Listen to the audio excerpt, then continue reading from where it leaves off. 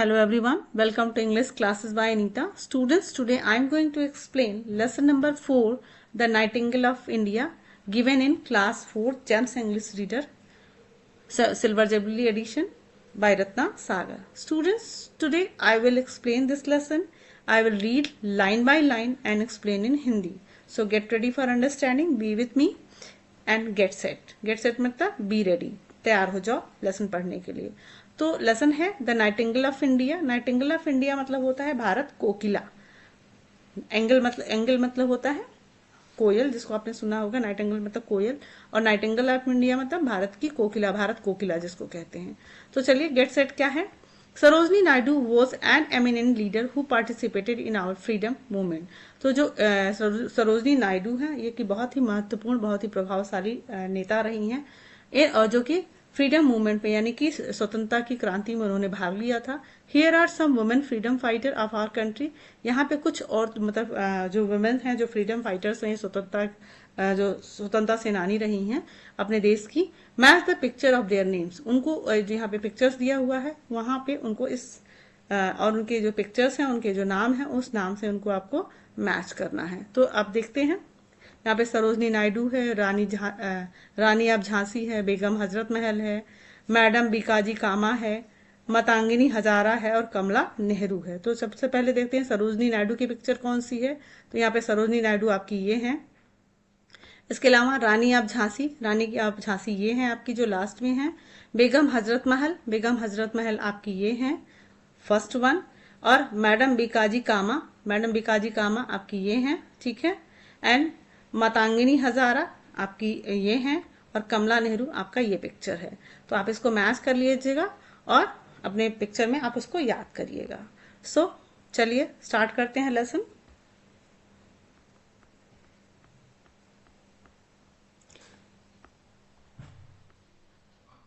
This is the story of a brave Indian woman who lived many years ago.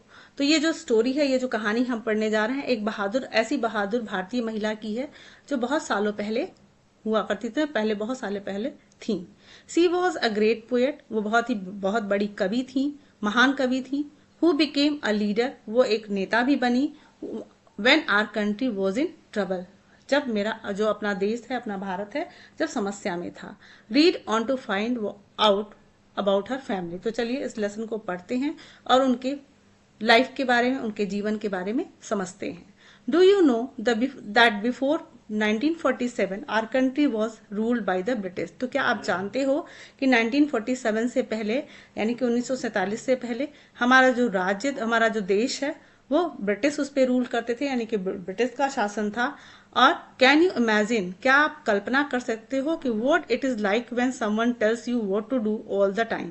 मतलब कि आप ये कल्पना कर सकते हो कि जब आपको कोई हमेशा इस बात को कहता रहे कि आपको यही करना है, मतलब आपको बताया जाए कि आपको यही फॉलो करना है, अपने मन से आप कुछ नहीं कर सकते हो. मतलब आप दूसरे के अधीन रहो और सब हमेशा उनके ऑर्डर को आपको फॉलो करना हो.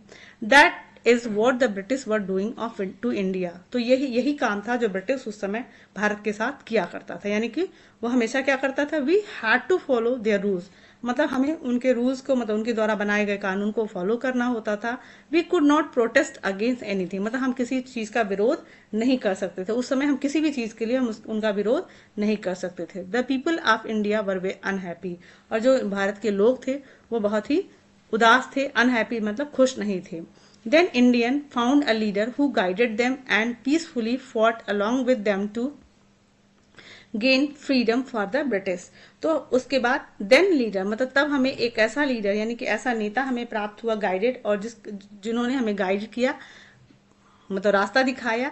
पीसफुली फॉट अलॉन्ग विथ मतलब कि उन्होंने शांति से लड़ना सिखाया और हमें गाइड किया ताकि हम gain freedom for the British, ताकि हम ब्रिटिश से क्या कर सके, अपना स्वतंत्रता प्राप्त कर सकें. This was Mahatma Gandhi. और ये कोई लीडर और कोई नहीं था, वो महात्मा गांधी थे. Gandhi believed in non violence. और जो गांधी जी थे वो अहिंसा पे विश्वास करते थे. And use peaceful ways to get freedom. और हमेशा शांति का रास्ता अपनाया करते थे स्वतंत्रता प्राप्त करने के लिए. He and other leaders like Sardar Patel, Jawaharlal Nehru, Maulana Azad inspired people to join the freedom struggle against the British. तो वो Mahatma Gandhi and other leader, बहुत सारे और भी नेता थे जैसे कि सरदार पटेल, जवाहरलाल नेहरू, मौलाना आजाद, ये लोग इंस्पायर्ड पीपल मतलब लोगों को क्या करते थे, मोटिवेट करते थे, इंस्पायर किया करते थे टू ज्वाइन द फ्रीडम, ताकि वो स्वतंत्रता का जो संघर्ष स्ट्रगल है ब्रिटिश के खिलाफ वो उसमें शामिल हो। मतलब लोगों को वो मोटिवेट किया करते थे कि वो इस फ्रीडम फाइटिंग में या फ्रीडम स्ट्रगल में आकर भाग लें। Many women leaders were also part of this movement, और इस मूवमेंट का या इस क्रांति के बहुत सारी औरतें भी इसका हिस्सा रही हैं।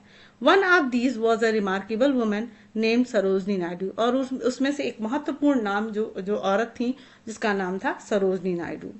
Sarojini Naidu was born on 13 February 1879 in the city of Hyderabad. तो जो सरोजनी नायडू थी वो 13 फरवरी 1879 यानी कि 13 फरवरी 1879 में हैदराबाद में उनका हैदराबाद शहर में जन्म हुआ था। ग्रोइंग अप, बढ़ते हुए, she was a brilliant student, मतलब ये बहुत ही तेज दिमाग, मतलब बहुत ही मेधावी छात्रा रही। एट द एज ऑफ 17, और जब वो 17 साल की थी, she was sent to London to study, यानी उनको लंदन भेजा जाता है पढ़ने के लिए। After she came back to India, उसके बाद वो इंडिया वापस आती हैं। She realize that the country should be free from the British rule, और वो तब महसूस करती हैं कि जो भारत है, जो हमारा देश है, उसको ब्रिटिश रूल से यानी कि ब्रिटिश राज्य से हमें क्या करना चाहिए, हमें आजाद होना चाहिए, मतलब हमें फ्री होना चाहिए, उनसे स्वतंत्र होना चाहिए। Soon she became well known as an orator who spoke about the need for India's freedom. Soon मतलब जल्द ही she became मतलब वो बन गई well known मतलब सबकी जानकारी मतलब कि फेमस हो गई। an orator, orator मतलब होता है जो दूसरों के लिए मोटिवेटिव स्पीच लिखता है, मतलब प्रेरणात्मक स्पीच लिखता है, भाषण लिखता है। who spoke about the need of for India's freedom, जो कि अपने भाषण में हमेशा वो इंडिया के भारत की स्वतंत्रता की जो आवश्यकता थी उसको लोगों को बता के वो मोटिवेट किया करती थी। सरोजनी मेट महात्मा गांधी, सरोजनी महात्मा गांधी से मिलती हैं। Who motivated her to become even more involve in the fight for freedom. तो उसके बाद महात्मा गांधी उनको मोटिवेट करते हैं, मतलब कि प्रेरित करते हैं। Her to become even more मतलब कि उनसे वो उनको प्रेरणा देते हैं ताकि वो और इन्वॉल्व हो, मतलब और भी उस फ्रीडम फाइटिंग में मतलब उस संघर्ष में और पूरी तरीके से शामिल हो जाएं। Sarojini travelled across the country, Sarojini क्या करती हैं, पूरे भारत में यात्रा करती हैं। मेकिंग स्पीचेस, और वो भाषण लिखती हैं। इंस्पायर पीपल, लोगों को प्रेरित करती हैं to join the freedom movement, ताकि वो लोग स्वतंत्रता की क्रांति में भाग ले सकें। Sarojini became one of the most important leader of the time, उस जो सरोजनी क्या बन जाती हैं, उस समय की महत्वपूर्ण नेता बन जाती हैं, उस समय की जो मतलब फेमस और बहुत ही महत्वपूर्ण, यानी कि मतलब उनके एक नीड हो जाती है लोगों की कि मतलब वो एक अच्छी लीडर हैं और उनका एक इम्पोर्टेंस हो जाता है। She was the first Indian women to become the president of the Indian National Congress, और वह भारत की पहली महिला होती हैं जो कि इंडियन नेशनल कांग्रेस की अध्यक्ष भी बनती है, यानी कि प्रेसिडेंट बनती हैं। Once when Gandhi ji was arrested by the British, एक बार जब गांधी जी को ब्रिटिशों ने यानी कि ब्रिटिश रूलर ने उनको अरेस्ट कर लिया, गिरफ्तार कर लिया, Sarojini was made the leader in his place, तो सरोजनी नायडू को उनके प्लेस पर लीडर यानी कि गांधी जी के प्लेस पर लीडर बनाए जाते हैं, यानी कि वो इतनी इमिनेंट लीडर होती हैं कि उनको गांधी जी की प्लेस दी जाती है।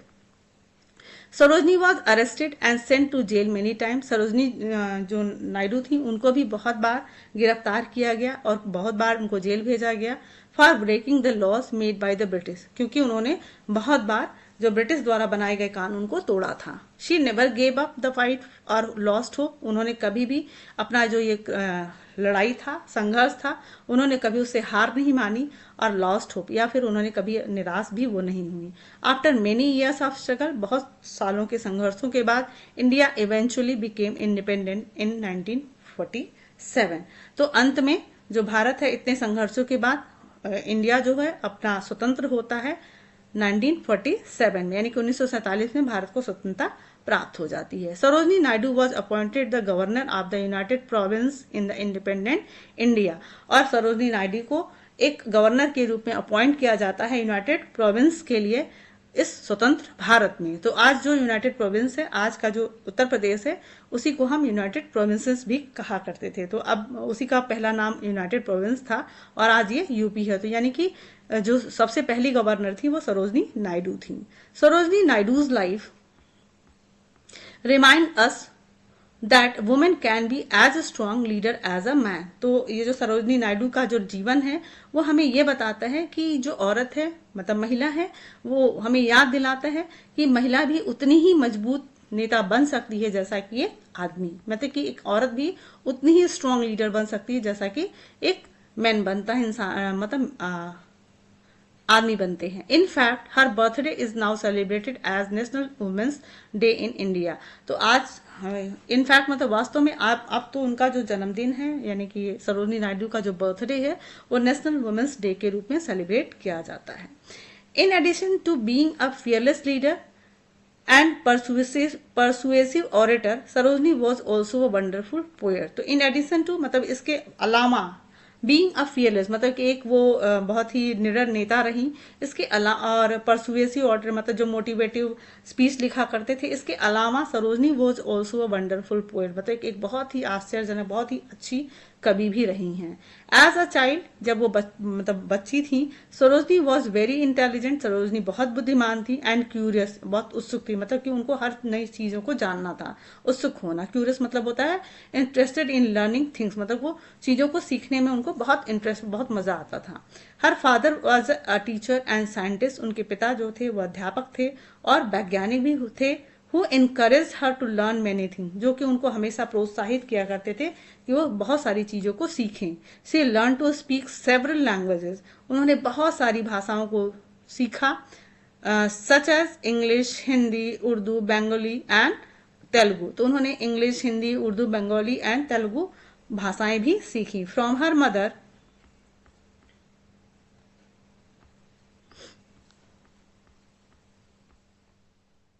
हु वॉज अ पोएट, और वो अपनी माँ से उन्होंने क्या सीखा, जो कि उनकी माँ भी कवि थी। Sarojini absorb a deep love for poetry and music, अपनी माँ से उन्होंने ये सीखा कि वो उनका जो प्यार था, उनका जो प्रेम था म्यूजिक के प्रति, संगीत के प्रति और कविताओं के प्रति, वो उनको अपनी माँ से मिला। Sarojini began writing poems in her childhood, तो सरोजनी ने अपने बचपन में ही पोएम लिखना स्टार्ट कर दिया था, शुरू कर दिया था।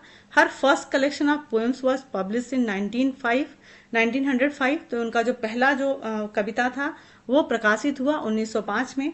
After she became a leader of the freedom struggle, और उसके बाद वो एक फ्रीडम स्ट्रगल मतलब कि स्वतंत्रता संघर्ष की एक बहुत बड़ी नेता बन गई।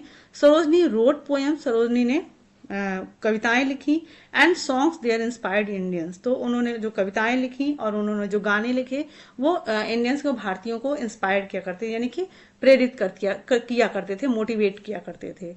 Sarojini road poems about nature, Sarojini ने प्रकृति के बारे में कविताएं लिखी हैं। अबाउट लव, प्यार के बारे में। For all and about the beauty of India, और इसके अलावा उन्होंने भारत की सुंदरता के बारे में भी बहुत सारी कविताएं लिखी हैं। हर वर्ड्स वर लाइक मैजिक, उनके जो शब्द होते थे जादू हुआ करते थे। दे मेड पीपल स्माइल, वो लोगों को स्माइल मतलब उनको मुस्कुराने पे मजबूर करते थे, यानी खुश करते थे। थिंक एंड फील इंस्पायर्ड, और लोग उनकी कविताओं को सोचते थे और उससे प्रेरित हुआ करते थे। The great Indian poet Rabindranath Tagore was also an admirer of Sarojini's poem, तो जो रविन्द्रनाथ टैगोर थे, द ग्रेट इंडियन पोएट, जो कि बहुत ही महान भारत के कवि हुआ करते थे, रविन्द्रनाथ टैगोर, वो भी सरोजनी नायडू के पोएम के प्रशंसक हुआ करते थे। People love to listen to Sarojini read her poems aloud, लोगों को सरोजनी का जोर जोर से उनकी कविताएं पढ़ना पसंद आता था। Her poems and songs were so well loved that Gandhi ji gave her a special name, Bharat Kokila, nightingale of India. तो हर पोएम्स एंड सॉन्ग्स, उनके जो उनकी जो कविताएं थी, उनके जो गाने थे, वर सो वेल लव्ड, मतलब लोग उसको बहुत चाहते थे, लोग उनकी कविताओं को बहुत प्यार देते थे।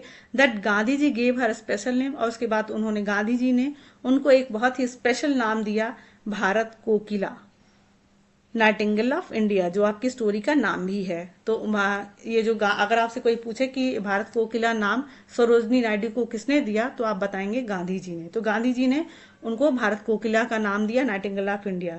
द रीजन वाज, अब ये भारत कोकिला का नाम गांधी जी ने उनको क्यों दिया, that Sarojini had a melodious voice, क्योंकि सरोजनी नायडू की जो आवाज थी वो भी बहुत मेलोडियस, मतलब बहुत ही मीठी, sweet and musical to hear, मतलब कि उनको सुनना, उनकी आवाज सुनना बहुत अच्छा लगता था।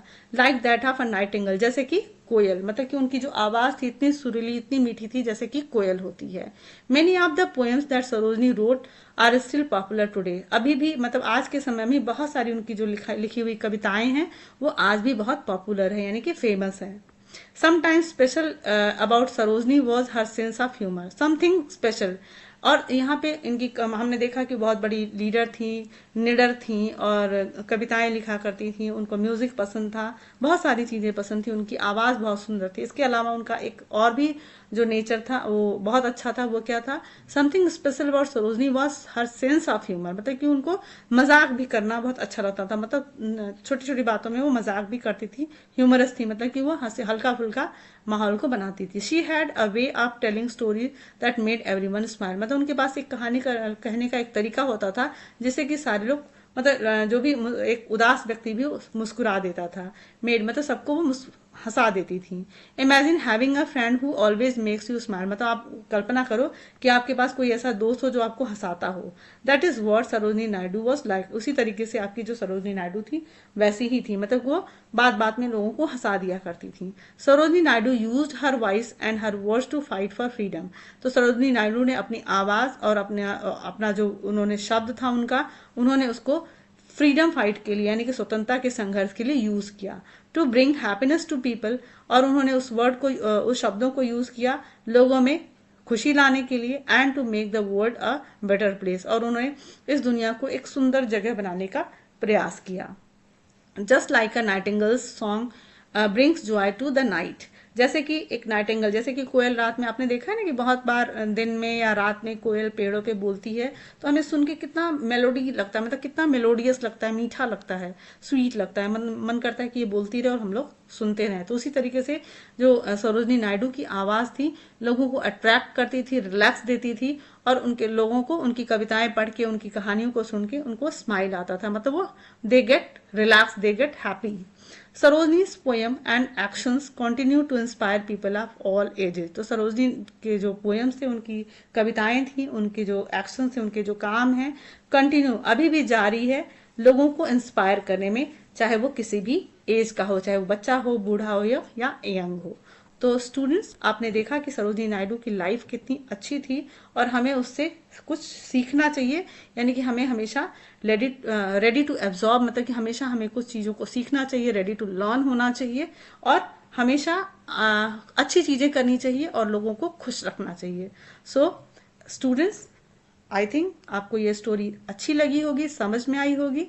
सो अगर आपको अच्छा लगा हो एक्सप्लेनेशन तो please like, share with your friends and subscribe. Thank you for watching.